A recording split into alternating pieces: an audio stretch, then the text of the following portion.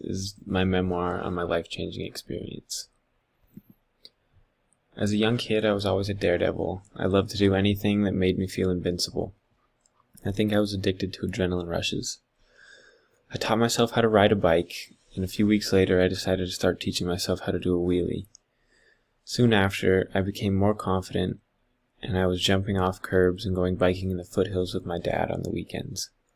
One of my favorite biking memories was going to the foothills a lot and biking down a dirt service road that for some reason had speed bumps on it.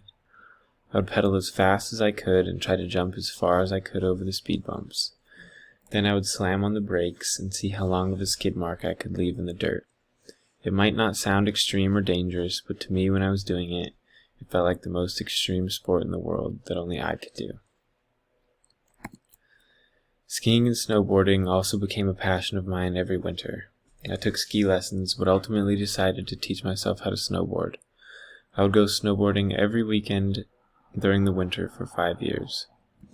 One of my most vivid memories of snowboarding was a day when my dad and I built a hidden jump on one of the slopes. We took the same run every time that day and made sure that I would go over the jump. Every run, when I would go off the jump, I would try to do something I hadn't done before. That mindset made me want to try to do a 180. I remember falling so hard and being freezing, but I was really excited to keep trying.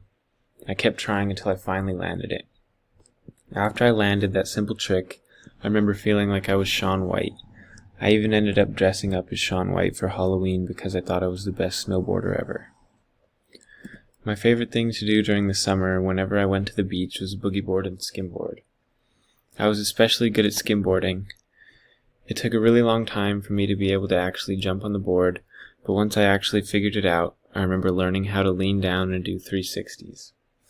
Just like snowboarding, I thought I was the best skimboarder on the beach. And these two pictures are actually the beach that I would go every summer and where I learned how to skimboard. The weirdest thing about all of these memories is that I don't remember worrying while I was doing any of this stuff. It's almost like I was fearless. But being a fearless kid only lasted until my unfortunate series of major injuries. The worst of these injuries was my knee injury. I tore my ACL off the bone, which is bad enough alone, but I couldn't leave bad enough alone, and somehow needed a chip of my bone screwed back into my knee along with a surgically constructed ACL. Somehow this brutal injury didn't only affect me physically, it stripped me of my courage and replaced it with fear. This dramatic change in my lifestyle forced me to dedicate more time to a less extreme sport. Because of this, I decided to basically dedicate my life to soccer.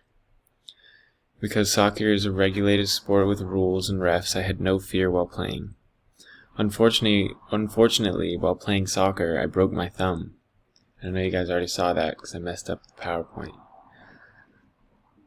But this time, I'd broken my thumb before, on the other hand, and I'd broken a bunch of other bones.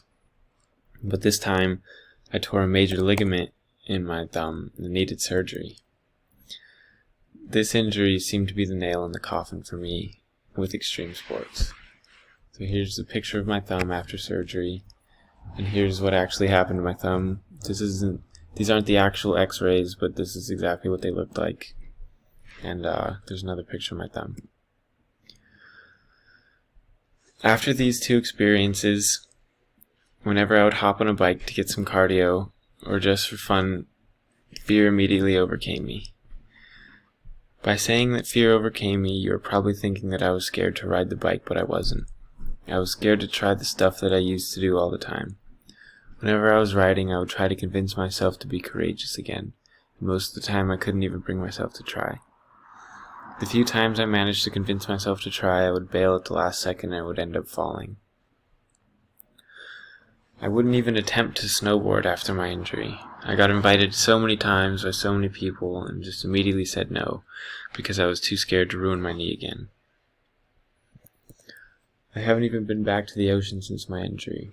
This picture is the last time I've been to the beach. Being afraid to even attempt extreme activities became commonplace for me. I would have been totally fine with never doing anything extreme again. However, I decided not to play college soccer, which took away my excuse. Unable to distract myself with soccer anymore, I started to revert back to my old ways. I bought a new bike and decided to force myself past my fear. I even went snowboarding this winter for the first time in a long time. This experience was really weird because I had stopped snowboarding even before my injury because I got bored.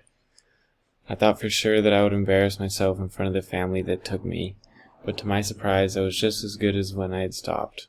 Honestly, that day I felt like I got a little bit of my confidence back. Even though I decided to push myself, fear still weighs heavily on my mind and stops me from doing all of the things I want to do.